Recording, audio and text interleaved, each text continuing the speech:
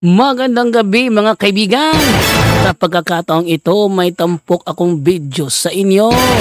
At nung nakaraan kung naalala po natin meron tayong tampok doon sa patungkol sa Batang Healer, kung saan si Father Darwin nagbigay ng kanyang saloobin.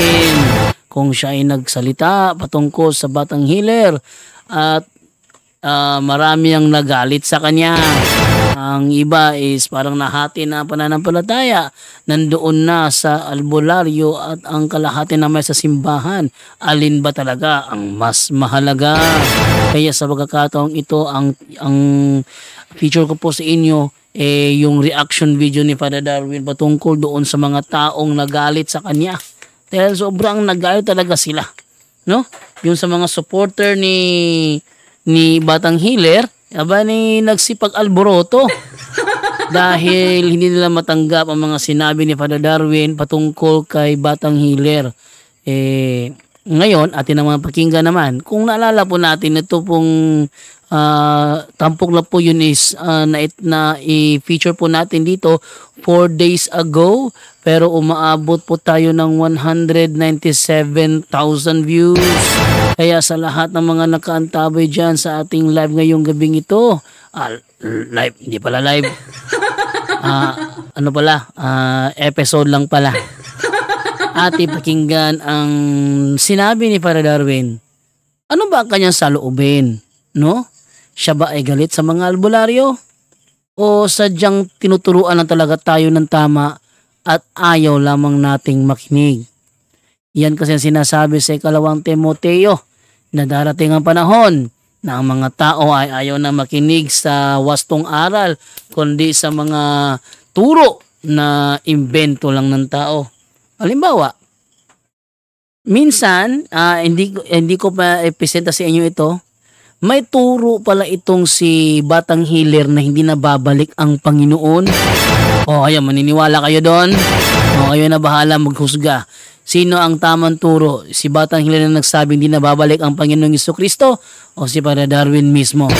Kaya sa gabing ito, atin mo na pakinggan kung ano ang reaction video ni Father Darwin patungkol sa mga nagalit sa kanya binigay na reaction video patungkol kay Batang Healer. Magandang araw po mga kapuntos, at sa araw na ito po meron po akong tampok na video para sa inyo at sana ay magustuhan ninyo. Kaya sa mga bago pa po sa aming channel, please po don't forget to hit the subscribe button at ang notification bell para maging notified kayo sa bawat video na ilalabas ko sa channel na ito. At bilang kahilingan po ng punto por punto team at naway maintindihan po ninyo, sana po wag nyo pong i-skip yung mga ads sa aming mga video. Sa maliit na bagay na po na yan, malaking tulong po yan sa ating programa at sa ating ministry. Sana po maunawaan po ninyo. Maraming salamat po, kaya wag na po natin patagalin. Simulan na po natin.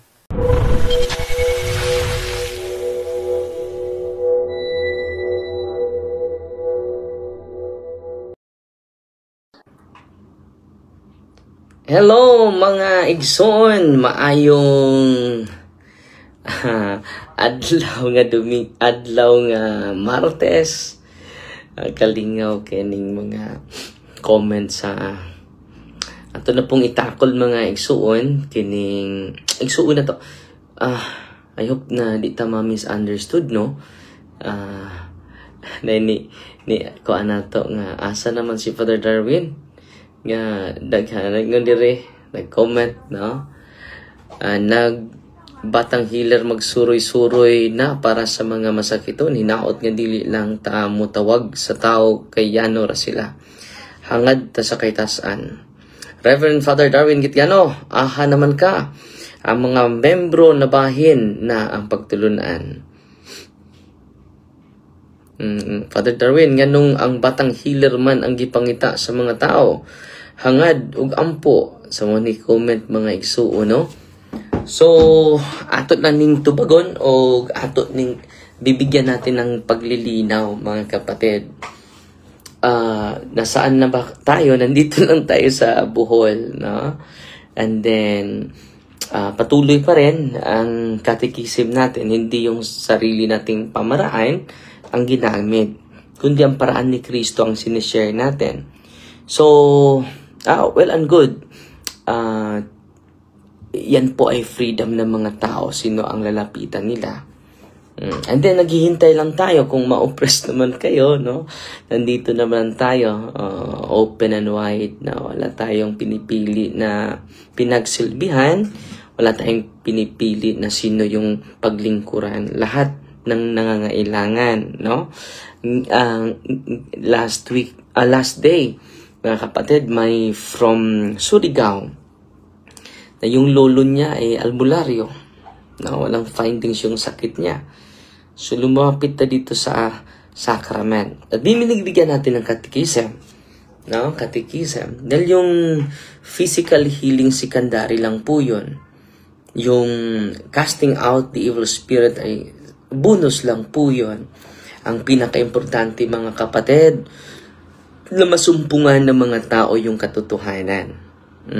Tingnan nyo, ang ating kapatid, maraming mga anting-anting. Sabihin nila, sabi sa Ebanghelyo, Father, no?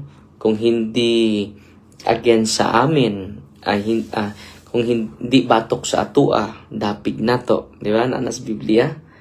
Ang dili batok nato, kauban nato. So, klaro kayo na. So, hindi dapat natin pagbawalan. Di ba? Nandyan yan sa Luke chapter 9 verse 50. Ito yung gagamitin nila. But Jesus said to him, do not stop him, for the one who is not against you is for you. So, anong sabi ni Kristo? Do not stop him. So, walang makapagbawal, di ba? Walang makapag-stop. Pero, may kadugtong pa eh. For the one who is not against you is for you. At yung mga amulet, it is against you. Yung amulets, it is against us. So, kailangan i-catechize natin yung mga tao dahil may spiritual danger po. Katulad ng lumapit sa atin, si Ate Jim, ay interviewin natin yun. Alam nyo, yung mga ninuno niya ay mga albularyo. Siya ngayon ang nagdusa sa sakit na walang findings sa doktor. Nag-enjoy yung kanyang mga lolo sa kapangyarihan na extraordinary. So, ano yung kapangyarihan na nasa lolo niya, nasa uncle niya? Extraordinary. Pero kung alam lang ng mga tao itong katotohanan na ito, they will go to the sacraments. Because the power of the sacraments is not extraordinary. It is greater than extraordinary. It is the supernatural grace of God. Kung alam lang ng mga pari yan, alam naman ng mga pari yan. Pero kung maibigay natin, doon sa ministry, ito yung order natin. Buong umaga po catechism. Kailangan malalaman, ma-instill ng mga tao yung katotohanan ng ating pananampalataya. Yung dalisay na turo ng ating simbahan. I-instill talaga natin yan. Dalawa yan yung dala ni Kristo sa mundo para sa atin. Grace and truth. John chapter 1 verse 17. Dalawa lang. So truth. At saan yung katotohanan na iwan niya? Sa iglesia. The church is the pillar and the foundation of truth. Anong simbahan? The church is the pillar and foundation of truth. No? Pasensya na po kayo, maraming nagalit sa akin ng mga albularyo, faith healer. Hindi naman ako nagagalit sa mga albularyo. Hindi din ako nagagalit sa mga lumapit sa albularyo. Ang kaaway ko, hindi yung mga albularyo, dahil mga inosente po sila. Hindi din yung mga lumapit sa mga albularyo, mga inosente din sila. Ang kaaway ko yung mga abiyan ng mga albularyo. Diba? Kung pupunta ka sa mga albularyo, ito yung gawin mo. Isuot mo itong amulet, yung habak, protection against sa mga taong masama, against sa mga manlulumay, against sa mga mangkukulam, protection against sa wakwak, ganon. So may isusuot ka. Yun po yung amulets. Yun po ay hindi galing sa Diyos. Okay? So, ang sabi ni Kristo sa Luke chapter 9 verse 50, do not stop him, for the one who is not against you is for you. Yung hindi against sa atin is for you. For the one who is not against. At yung amulet, it is against the teachings of the church. Malinaw na malinaw po ha. Lagi ko po itong inuulit dahil mga Katoliko po tayo. Hindi natin isalungat ang aral ng simbahan dahil tayo po sa divination. Yung mga albularyo, mga astrology, inline po yan sa divination. Dahil yung mga kaaway natin, it will appear to us as divine. Anong sabi ng simbahan? All forms of divination are to be rejected.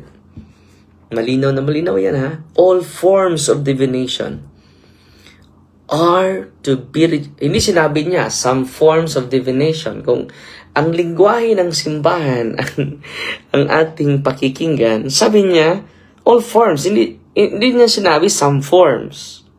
Recourse to Satan or demons.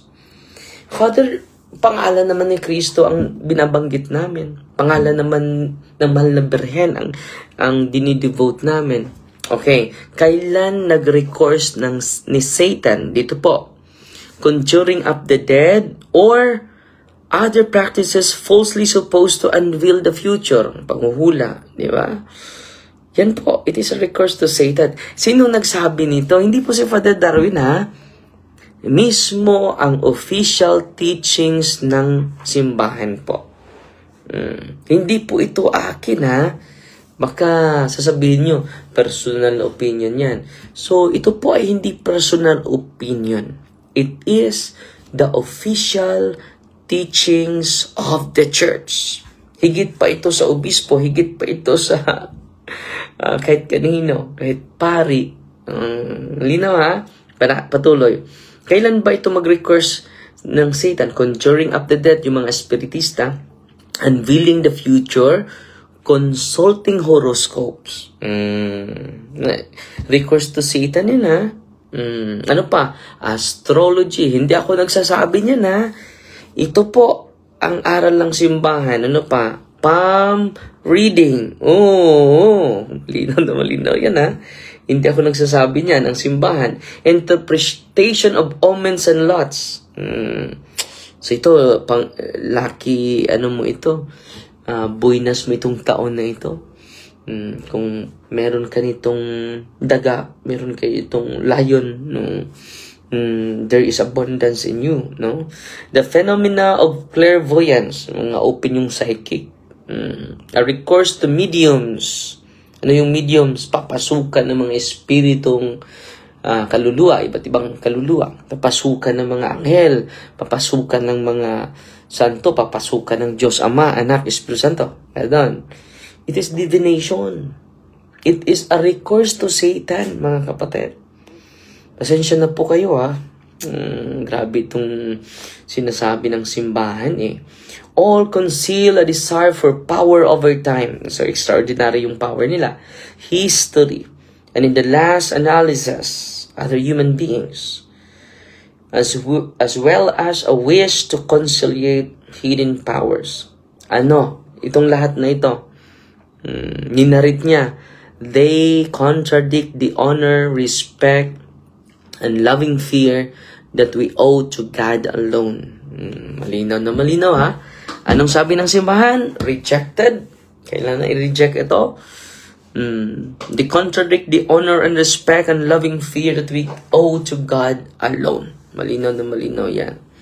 So makita natin, any attempt to know a knowledge for the future outside the trusting God's providence is contrary to Christian faith.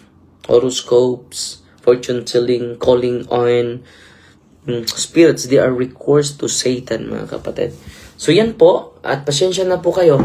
At anong masasabi ko sa mga lumapit? Well, it is your free will. It is your freedom. Hindi po ako mag-stop sa inyo because it is your decision. Pero kung meron ng resulta niyan, because our wrong decision, there is a result in it, welcome naman kayo dito sa office natin. Nandito lang ako, handang-handang tutulong sa inyo kapag iharas na kayo. Katulad ng mga pasyente natin, galing po sila lahat sa mga albularyo. At kapag high rank, may kapangyarihan talaga. Pero every time you are healed by the occult, ano pa itong recourse to Satan? Ang ganda ng CCC 21:17. Kadugtong lang po ito On magic and sorcery, on practices, all practices of magic and sorcery, by which one attempts to tame occult powers so as to place them at one's service and have a supernatural power over others, even if this were for the sake of restoring health, are gravely contrary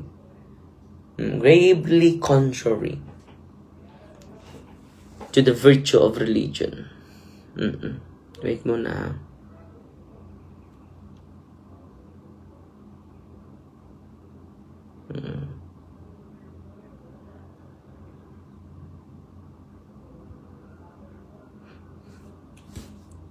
So, ang ganda nito, mga kapatid,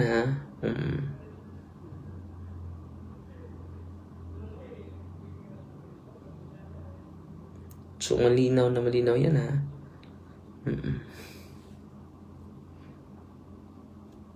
21:18.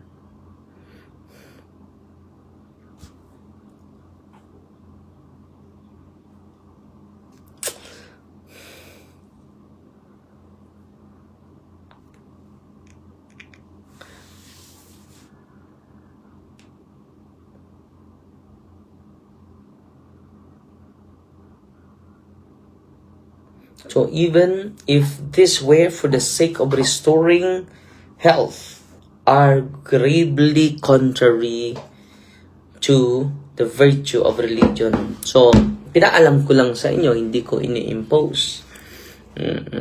At maghihintay naman ako sa inyo, nandito lang ako kapag maka-feel na kayo ng harassment. Nandito lang po yung St. Michael Exorcism Center sa sa Lila, Bohol, at sa mga marami na pong mga exorcist sa buong Pilipinas po. Yan po ang good news ko sa inyo.